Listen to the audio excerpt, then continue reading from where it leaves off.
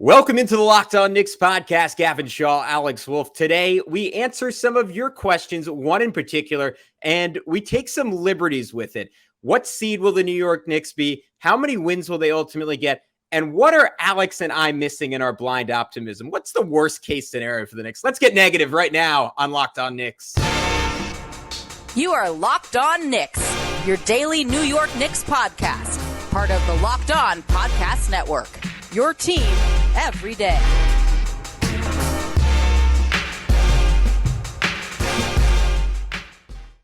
You are Locked On Knicks, and today's episode is brought to you by FanDuel Sportsbook, official Sportsbook of Locked On. Make every moment more. Right now, new customers can bet $5 and get $200 in bonus bets guaranteed.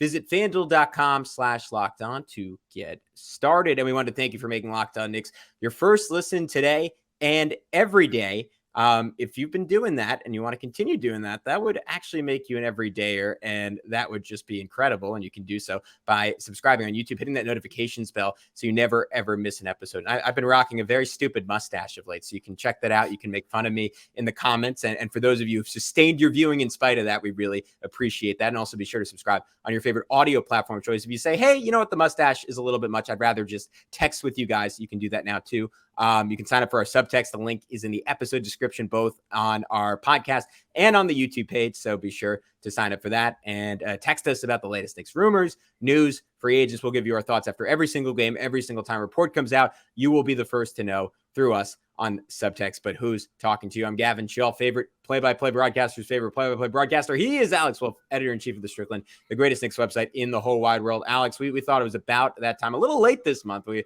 really milked our off-season content, but we were getting back into the mailbag game. The first question comes from, shout out to this guy because he is clearly a Lakers fan, but he always sends us questions. Kobe at Laker fan forever 87. So no point in trying to convert him. He's Laker fan forever. And he wants to know, or she, how many wins and what seed do you see the Knicks getting? So we decided to take some liberties with this and go a little bit deeper. Give our win total, give our seed, sure, but then we're going to get into some of the worst case scenarios for the Knicks this year. But let's just start with the basics. Knicks over under on FanDuel is 44.5. I haven't gone quite a bit over. I'm assuming you're in the same camp there. Yeah, definitely. Yeah, I mean, 44.5 would mean a 2 to 3 game regression from last year, which doesn't seem reasonable to me. You know, I feel like the Knicks got better in the offseason, which, you know, we'll get into in a minute. You could probably say about some of the other teams too, but, you know, I think that they've, you know, by getting DiVincenzo, and I would have appreciated not trading Obi Toppin and cutting bait like they did. You know, I still think that, you know, he could have offered something to his team, but clearly they just kind of did right by him. But, you know, being where they're at now with DiVincenzo essentially slotting in for Obi Toppin, like, he's a more complete player. He's more ready to come in there and give you consistent shooting, albeit at a different position. But, you know, Josh Hart, it might suit him better to be playing more of a 4-man role off the bench. We'll see how that ultimately goes, if he ends up seeming a little undersized or not, or, you know, if that doesn't really matter because he's just a fantastic rebounder and everything else. Like, I don't know. I'm a little, I guess one thing I'm still a little skeptical about is if his rebounding advantage will stand out quite as much with him banging around with fours versus just sort of flying in from the perimeter as, you know, like a 2 or a 3 nominally on the floor. But time will tell with that. But I think there's no way you could really look at the Knicks and say they got less talented this offseason. And for that reason, I don't really see any reason, considering the amount of young guys on the team that have been getting progressively better year over year, that they would really get like any worse, because Emmanuel quickly figures to get better. He's gotten demonstrably better every single year of his career. RJ Barrett looked really good during, you know, the FIBAs and, you know, played really well for Canada. And then you've got Quentin Grimes, who, you know, looked really good in, you know, last year towards the end of the year and all that. And presumably is going to be, you know, getting better, 1 year better, and, you know, more consistent with shooting the ball, had a really on fire second half to last year. So there's some variables to play. Like the Knicks, you know, we'll get into them, but I feel like if I was going to look at this and say, like, where do the Knicks end up? I would not be surprised if they end up as high as like the 3 seed. You know, I think Milwaukee probably will be up there as they are pretty much every year, but that's no guarantee, because we were just talking about that the other day with the whole Giannis thing. Like, they're sort of built on a little bit of a shaky foundation at this point, one that could very easily be rocked by injuries. With guys that generally are injured at some point in the year, especially looking at like Chris Middleton, Boston.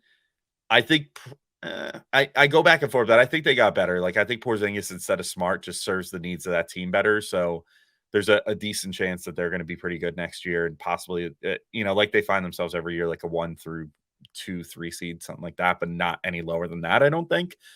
Cleveland, I'm not super sold that they're going to be better than the Knicks this year. I don't know. I mean, the playoffs are a different story, but certainly during the regular season, I could see them being a really good regular season team, but I could also see them taking the tiniest baby step back from last year, potentially. And then Philly's kind of a mess right now. Miami is very contingent on if they get Dame, but they could very easily be a top 3 seed. But yeah, I think like 50 plus wins for the Knicks, 51 maybe. I would say that'll be a 4-game improvement from last year. I don't think that's unreasonable to think, and possibly a 3 or 4 seed. Yeah, I think that's all fair. I'm surprised that the over under is that low, and as we go through the pod, we'll get into some of the reasons why it might be that low. I think they win 50 games this year. That's a little bit conservative. I went on Josh Lloyd's Locked On Fantasy podcast earlier this summer. If you missed that, certainly go check it out. And I said I thought they're going to win 52 games, and I'm still somewhere in that range. I think maybe just writing out the negatives made me go a little bit lower, but here's how I kind of see the Eastern Conference churning out, right? Like let's just go team by team. Milwaukee, I think, is a pretty clear-cut favorite to be the 1 seed with the up. I mean, depending on your take on Boston, which you think they're going to be better.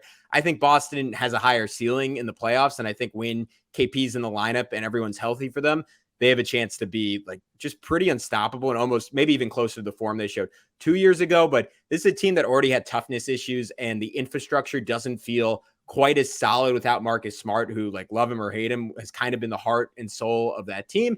And then just like, how many games is Porzingis going to play? Like, how many games is he going to miss at the start of the season? So I think Milwaukee is probably the safest bet, even though you to your point, they're going to have some concerns with Middleton.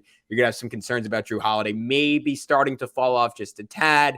Giannis not heading in the right direction, even though he's 28 and theoretically should be in the prime of his career. I'm coming off that knee injury. Still, I think the Bucks are pretty clear-cut favorites for the 1 seed. I think Cleveland is better this year. I having Max Strus is, even though he's not an incredible player, and I've seen some headlines that maybe disproportionately take into account his impact, just having a reliable 5th guy who can shoot threes and defend, I just think is going to be life-changing for them. And just another year for that whole team to lock in. Evan Mobley has a chance to make a big leap. I think I would put some money down on them being the 2 seed. I think Boston's the 3. I have the Knicks at 4 right now. And then Philly, like, again, unless Harden's like amazingly satisfied or Maxey makes a massive jump, 5 is probably optimistic for them. Miami, if they get Dame, they're probably more like the 1 or 2 seed. But until they have him, I have them at 6. Brooklyn at 7.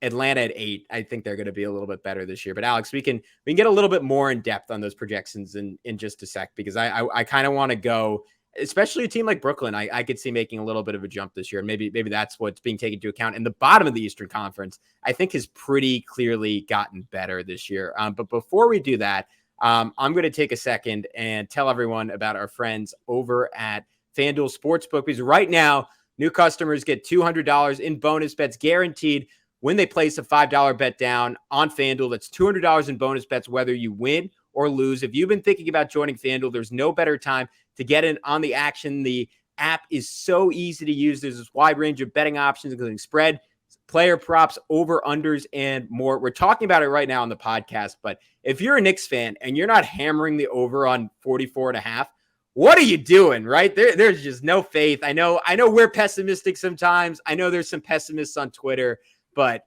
that is dark stuff. You're a real sicko if you're not putting some money down on FanDuel on the New York Knicks winning over 44 games this season. If you're not a sicko and you want to join us in making some easy money there, so visit FanDuel.com/LockedOn and kick off the NFL season. FanDuel, official partner of the NFL. Alrighty, Alex, are you with me? So I'll roll through this real quick. I have 7 teams in the Eastern Conference being, if anything, slightly better this year. Like Cleveland, I think I put Miami in that category. Brooklyn, I think, is about the same, maybe slightly better. I think Atlanta's better. I think Toronto's better. I actually think Chicago's a little bit better. They finished last year playing really good basketball, and they bring back Patrick Beverley, who kind of gives them like an extremely poor man's facsimile of what works so well with Lonzo Ball, with him and Caruso just being two great defenders to supplement the three offensive first guys they have. The Pacers, I think, are clearly better this year. I think the Magic are better. I think the Hornets, for very dark reasons, are going to be better this season. I think the Pistons, getting Cade Cunningham back, are going to be dramatically better. I think I think the whole picture of their team just kind of fell apart without him last year. And he at least gives them a coherent identity and a fulcrum to run offense through. So I think that's like, if I'm looking at the first thing that Vegas is taking into account in terms of the Knicks being worse, their schedule is just going to be harder this season than it was last season. Yeah, I mean, I think that my thing that I would say in regards to some of those teams being better, like I do agree with you. I think just by natural progression, some of these teams will get better, like Detroit, Charlotte with whatever development, Orlando especially. I think real big chance to get like quite a bit better just by like development there. But like teams like that, I'm like, well, to what end? You know, it's like you go from being a dumpster team to like starting to figure it out. You know what I mean? So I don't know that that I feel too threatened by too many of those. And if I had to put money on one of those teams being ready to like sort of hop into the actual conversation of like playoffs, and I'll throw Indiana in this too, honestly, because I think they deserve to be in this particular discussion too, because they just, quite frankly, for all the hype around Halliburton and everything, were not like, they did not finish super high in the standings last year, you know, so I think they deserve to be sort of lumped in there too. But I think Orlando is the team that I would be most threatened by, like potentially making that leap into like the next, you know, stratosphere there. They just have too much talent to not eventually make the playoffs. But like Atlanta, I would maybe push back a little bit, like on your list as far as getting better. I don't really think that they did too much to impress me this offseason, and they were very underwhelming last year. So I don't really know how much I would buy them getting that much better unless Trae Young learns how to play defense, because that's always going to be something that holds them back quite a bit in that starting lineup. But then there's certain teams that I think, you know, definitely are not going to threaten the Knicks nearly as much as last year. Like Brooklyn, you know, I really think is going to be just good. They'll be fine. You know what I mean? They will probably, I think there's a very decent chance that they take 2 out of 4 from the Knicks during the regular season, but like are not actually like the same level as the Knicks, you know, in the grand scheme of things. But they're just. Are you saying you're not buying Ben Simmons, Alex? No, absolutely not. Absolutely not. But yeah, I think that that's sort of like, you know, the Eastern Conference is still really deep, but I think the Knicks kind of proved that they could survive that depth last year. And I don't know if I see too much activity in the like 6 to, you know, that bottom of the conference range that really inspires me to say like these teams are going to really threaten what the Knicks did last year, and what they have been building for the last couple seasons, and you know, ultimately culminated in that second round appearance last year, especially considering I think the Knicks, almost to the level of some of these teams at the bottom, you know, that I was just talking about, that have like the youth movements and everything. The Knicks almost have that much mobility just based off guys getting better with year-over-year improvement, which is a kind of a rarity among a lot of those top teams.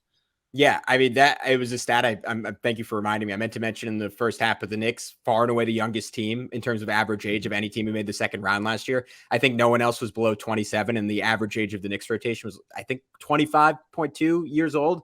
So that is already a great sign. And to me, the key point here, like when I go through all those teams that I expect to get better, at least most of them are in the back half of the conference, which means they aren't teams that are going to necessarily finish ahead of the Knicks. It means the Knicks schedule is going to be harder, but it also means the schedules of everyone that the Knicks are competing with are going to be harder. So it kind of cancels out in that sense. And we'll see about Cleveland maybe making a jump again. That I think is so contingent on Evan Mobley. I mean, we saw in the playoffs that was their big weakness. Even the regular season hurt them at times. Like him turning into a 3-point shooter, and hopefully we'll get to have the Locked On Cavs guys before the season starts. Maybe even this week. Who knows? And see if that's going to be a thing. But that would really, really change their trajectory. If that doesn't happen, then yeah, I'm with you. I could see the Knicks finishing better. All right, the next factor I had in terms of the Knicks maybe being a little bit worse this year was injury luck. Jalen Brunson played 68 games last year. Julius Randle played 77. This is regular season, obviously. IQ played 81. RJ played 73. Hart played 76. Pretty much played every game he was available for in the Knicks. Grimes played 71. Mitch was a little bit banged up. He played 59, but fortunately the Knicks have one of the better backup center situations in the NBA with Isaiah Hartenstein than Jericho Sims, as about as good of a third stringer as you're going to find. So not only did the Knicks have depth last year, but they had great injury luck. Could that be worse this year? Yeah, that's a hard thing to bet on year over year, but it's also something that going into the season, I mean, these are all guys who for most of their career have been generally healthy, outside of Mitchell Robinson, who missed about as many games as you would expect him to miss. Yeah, and the thing with Mitch too is that you saw last year you have a great backup behind him in Hartenstein that could probably start on a number of teams. He's that good and really found his footing. Like, it did take a while. I know that I think I was even less sold on him early on in the season than you were. Like, I was really starting to kind of say, okay, what is what's the selling point here? This guy can't provide the floor spacing that we thought he was going to, and he kind of just does everything that Mitch does, but worse. And he really narrowed that gap throughout the year. I don't think that by the end he was giving you the exact same production as Mitchell Robinson, but he was giving you something like it, and with a couple little extra wrinkles like that floater from around free throw range and stuff like that. So, they've got that really good depth at center. Obviously, if Mitch is hurt for a significant amount of time, you worry a little bit about, okay, is Jericho Sims good enough to hold it down in those same minutes that Hartenstein normally would, because Hartenstein can sometimes be a little foul happy still to date. So we'll see how that goes. That's probably the spot that worries me the most, should the Knicks incur an injury there, other than obviously starting power forward. I mean, if Randle gets hurt, they are in real bad shape because there's not going to be anyone. If you move Josh Hart to the starting lineup, who's playing the backup for? I would assume RJ Barrett then in some minutes, starting out at the 3 and then slotting down to the 4, when Hart would probably be like the first man on the bench. But I feel like that would get messy pretty quick, and there would be a large chance of like what Julius gives you as far as rebounding and stuff is very tough. So there is definitely, I think that Randle is the biggest X factor here. Like, there's a good chance that, like, if he, for whatever reason, misses time, that the Knicks could be in big trouble for, how it might affect their regular season win-loss. That said, I think that the Knicks have done a good job of, and, we sometimes complain about this a little bit, that the Knicks don't have enough like bouncy players, but Randle and Brunson and RJ and pretty much every player on the team play very injury proof, ground bound, or at least, like, not injury proof, but at least injury resistant style of basketball where they, it's a lot of moves, a lot of dribbling, a lot of, not a ton of just trying to sky on people, which helps that and makes that a little more dependable than most teams, I think. Yeah, I always have a running joke when I play basketball whenever anyone gets hurt, and I say I'm not athletic enough to injure myself. And it's honestly like I broke my arm playing in like 5th grade, and outside of that, it's pretty much been true. Like, I've never really gotten hurt, but it's because I can't move that fast and I don't jump that high. And I really I see, well, I hate to say this, but a lot of myself in Jalen Brunson, where everything is pump, pivot, spin, and it's all 1-2 feet off the ground. And he's built again like a brick, house, or maybe that's not even, he's a little bit more so now, but he's almost more like Majin Buu in Dragon Ball Z, where things just bounce off him, where he just absorbs things off the ground. Julius is more in the brick, house category. So is RJ, and they've proven to be pretty durable. Knock on every piece of wood you have, because again, if something happens to Randle, and we hear early in the season, all right, he's out the next 50 games, like, the Knicks all of a sudden either have to make a trade or to some extent give up on this season, because there's just, I'm with you. I don't think Hart starting is sustainable. And then if he gets hurt, then you're, again, really, it's like you're talking Nathan Knight and Isaiah Roby getting major minutes. And I like those guys as whatever, like 14th, 15th men if they both make the roster, but not more than that. And we know newest Nick Ryan Archer-Diacono isn't slotting into that spot. All right, real quick. 2 other factors before we get into a little bit more Julius Randle stuff. They played at a 57 win pace when Josh Hart was healthy. That's a stat I reference probably 3 times a week on the pod this offseason. And that's kind of what encourages me to think they could, I'd be almost more confident in them being a 54 win team than I would a 44 win team. And that's because of Hart, and that's because of how well they played when he was here. Was there anything not sustainable about that? And the thing that I look to, Alex, immediately is the 3-point shooting from Hart. He shot 52% in the regular season in 25 games, or maybe it was 26 games, on the New York Knicks. Even on low volume, I think it was a big part of his success that when teams were leaving him open from there, he was hitting. And then as teams kind of caught on and started guarding him, it gave the Knicks this optimal spacing that even with Julius Randle out there, I don't think they really had in their starting lineup. And by going small, obviously you immediately upgrade the bench shooting, replacing DiVincenzo with Obi, right? Because that is the 1-for-1 trade. Hart was going to be out there regardless. And I think for both of us that, like, we're saying, as good as the bench was last year, could they completely dominate teams this year? If you're looking at it, you're expecting that shooting to be better. You're expecting the floor to be more open. You're expecting guys like Emmanuel Quickly, Isaiah Hartenstein, RJ Barrett, all to thrive with all that space. Could some of that go away if Josh Hart is more so the shooter he was in the playoffs than he was in the regular season for the Knicks?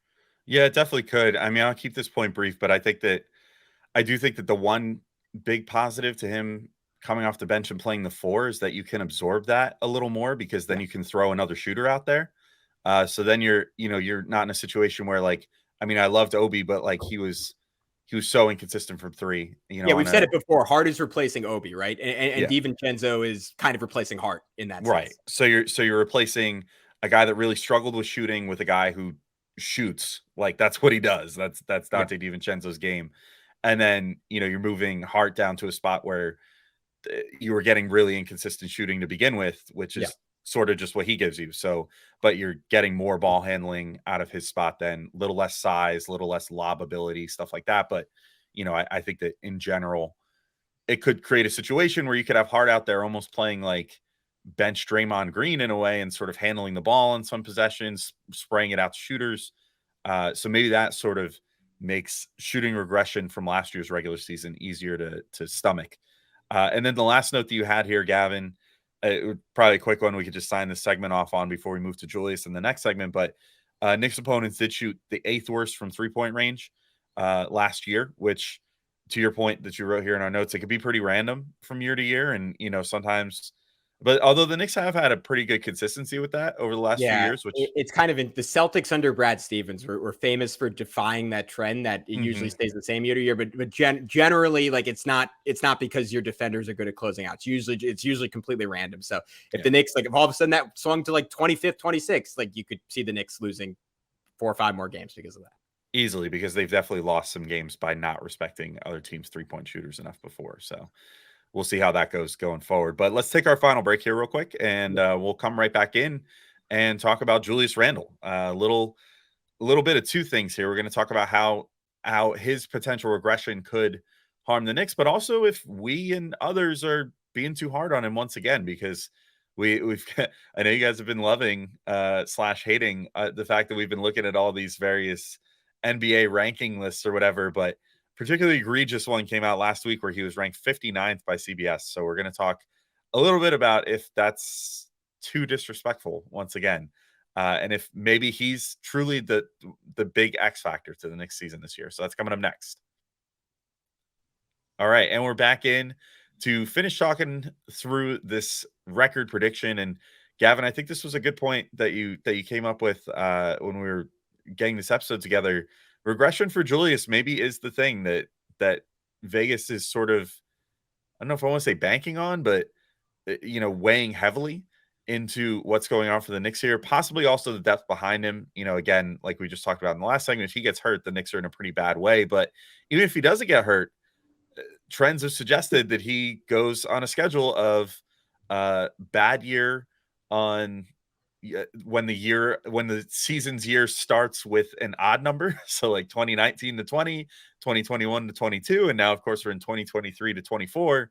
And then when the years start with an even year, he tends to do well with the Knicks, like in 20 to 21 and 22 to 23.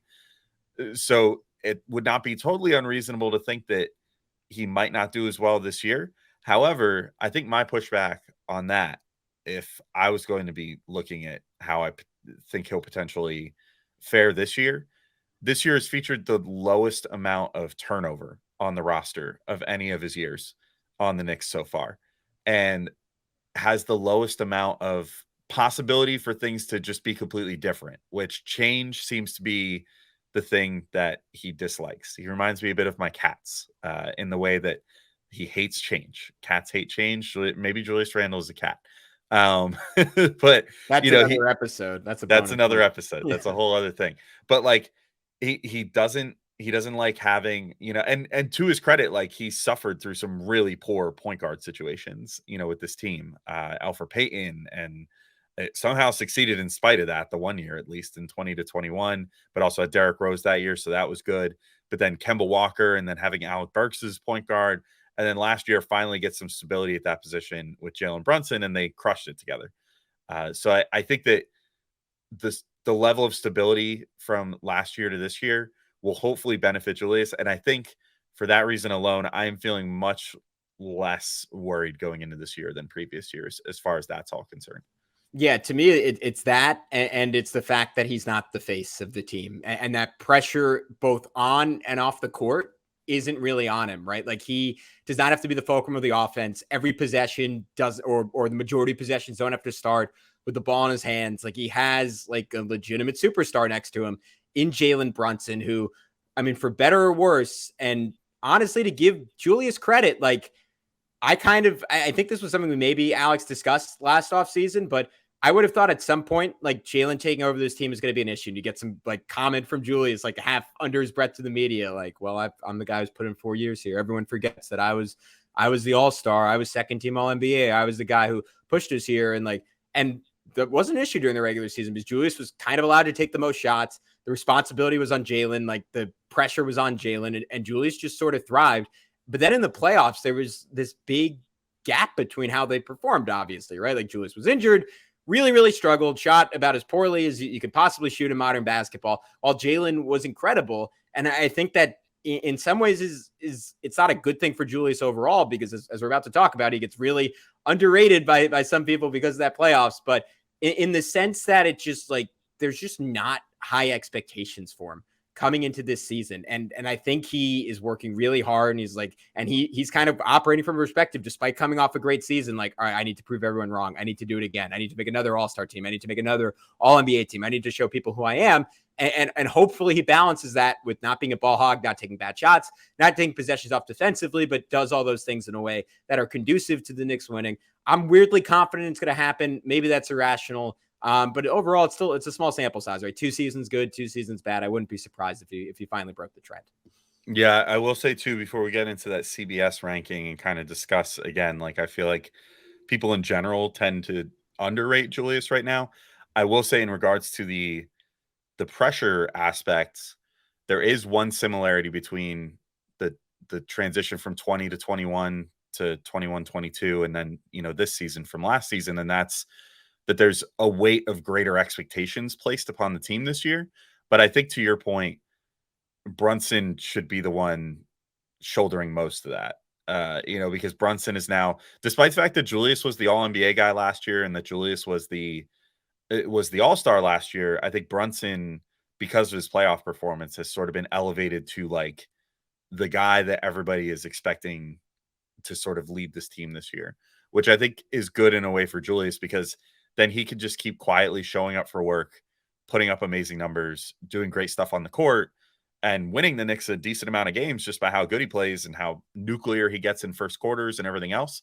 But without that weight of like a few bad games completely, setting him up to be torn apart by the media and everything, which clearly he could say doesn't get to him, but clearly the media and social media, when he's like the face of the franchise and everything, it does get to him in some way. And I don't blame him. It would get to me too. But it's just not something that I think he's particularly great at processing based off past returns. That said, one thing that I had a real hard time processing, Gavin, was CBS put out one of these NBA top 100 lists last year. And while we're talking about Julius being disrespected, he got ranked 59th on this list, which I just think was... Wait, just to clarify, they put it out this year. They put it out like a week ago. Yeah. Did I say something last year? Yeah. It was based on last year's season. But yeah. Sorry. I meant to say last week, whatever. Yeah, we're talking about this year, last year, this week, last week, whatever. Anyway, last week they put it out based off last year. And they had him ranked 59th in the NBA, which I think is crazy for a guy that 2 out of the last 3 years has been voted one of the top 15 players in the entire NBA. by the media by end of season, and also has been All-Star 2 out of the last 3 years. They have guys like Marcus Smart, Aaron Gordon, Victor Wembanyama, who hasn't played a second of NBA basketball yet, OG Anunoby, DeJounte Murray, Paolo Banchero, who is did what Julius did, but on a worse team as a rookie and not quite as good last year. Yeah, didn't score nearly not as much. He had 21 points a game last year. I don't know. Yeah, exactly. Brooke Lopez, I don't get that. I mean, pure role player versus all-star All-NBA talent. Yeah. Porzingis, Franz Wagner, Fred VanVleet. Fred VanVleet is freaking crazy, dude. DeMar DeRozan, also crazy. Yeah. Didn't elevate his team at all last year. Evan Mobley, I think will give me 2 years down the line, he'll probably be comfortably ahead of Julius Randle, but not yet. Just yet another case of I don't know what it is. I feel like maybe this plays into the over under by FanDuel and by all the other sports books and everything, and why they have the Knicks so low. This plays into, I think, why people still have low-ish expectations for the Knicks this year for whatever reason. I just think that a second bad playoffs, but this time on a horrifically bad ankle that had to get operated on 2 weeks after the postseason was over, is really clouding a lot of people's judgment about Julius this year, because I think he is significantly better and was significantly better last year than what he's being ranked by all these various, outlets going into the season. Yeah, I'm going to go through all these guys one more time. Marcus Smart is, I don't get it. Again, I respect everything he does. He's a leader. He's awesome. He's not in the same universe as Julius Randle as a basketball player. Aaron Gordon, that's one I kind of think there's a case for, just because of how amazing it was defensively throughout the playoffs. I personally, if I'm starting a team, I'm probably taking Randle. I'd rather have Gordon as a finishing piece on a team. Wembanyama, that's insane. He's not going to be an All-NBA player this year. He's not going to be an All-Star this year. He's going to be really good, really, really good in the future, not this year. OG, I don't see it. DeJounte, we can put DeJounte, a couple of these guys, like DeMar DeRozan, Fred VanVleet, Evan Mobley, all in the same category as the second or third best players on teams that were not as good as the Knicks last year.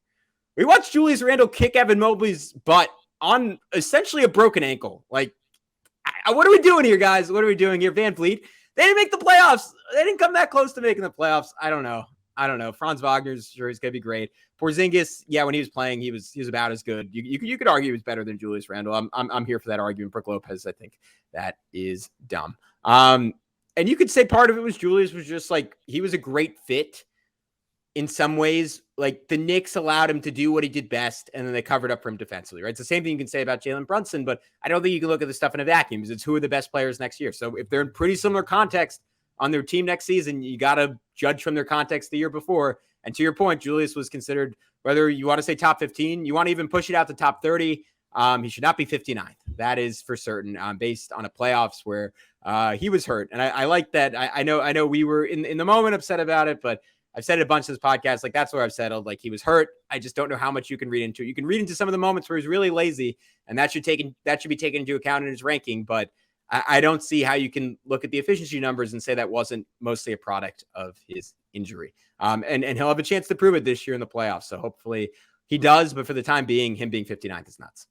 Yeah. And I think even when it comes to, and I mean, we've made this argument a million times over, so no need to, continue being this drum. But the fact that he, had those moments of laziness in the playoffs and stuff like that, if you want to call it that, when you're that hurt as well, it's difficult to kind of have your top level of energy for every single play.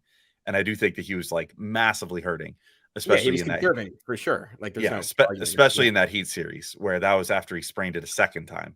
That's nasty stuff to have a sprained ankle that then gets re-sprained. It just hurts that much more. And again, there's clearly some sort of tendon ligament, damage along his ankle there, because he immediately got it operated on and repaired, and cleaned out right after the season to ensure that it would repair properly so that he could be ready to go for this season. So we'll see how it all goes. But at any rate, everybody's still sleeping on Julius Randle, except for us. Apparently we're the righteous and good ones that are totally correct in our assessment of Julius Randle.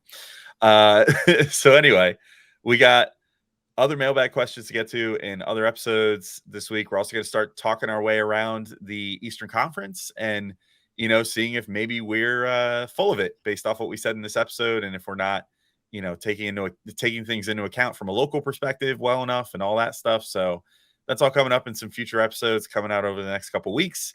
And then, of course, we've got training camp coming up. So there's a lot to talk about coming up here before the end of the month. We're very close to the Knicks taking a court and playing basketball again. But until then, I'm Alex. He's Gavin. And this has been Locked On Knicks. We'll talk to you guys soon. Peace out, everybody.